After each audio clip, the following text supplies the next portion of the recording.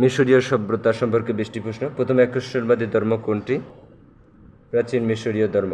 কোনটি সবচেয়ে প্রাচীন সভ্যতা? মিশরীয়। অপশন বিবেচনায় যদি এখানে মেসোপটেমিয়া থাকে তাহলে মেসোপটেমিয়া হবে, যেহেতু মেসোপটেমিয়া নাই তাই মিশরীয়।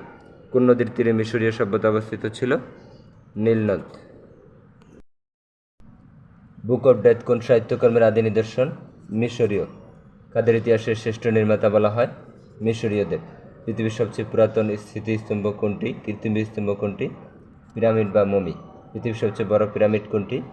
ফারাও ফুফির পিরামিড। ইংরেজ কত সালে প্রাচীন মিশরের ফারাও রাজা তুতেনখামেনের সমাধি আবিষ্কৃত হয়? 1922 সালে। বিশ্বের সবচেয়ে বেশি পিরামিড রয়েছে কোন দেশে? সুদান।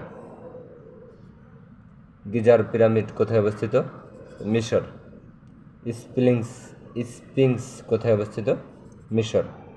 হায়ারোগ্লিফিক হলো একটি লিখন পদ্ধতির নাম।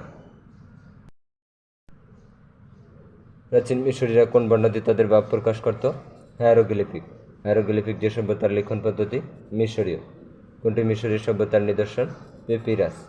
পেপিরাস কি? নলখাগড়া। মিশরীয় লেখার জন্য কি ব্যবহার হতো? পেপিরাস। পেপিরাস কোন সংস্কৃতির সাথে সম্পর্কিত? মিশরীয় সংস্কৃতির সাথে সম্পর্কিত। পেপিরাস হলো মিশরীয় সংস্কৃতি। মিশরীয় চিত্রকলা হলো দ্বিমাত্রিক। কারা 30 দিনে 1 মাস, 12 মাসে 1 বছর, 65 দিনে 1 বছর গণনা শুরু করে? মিশরীয়রা।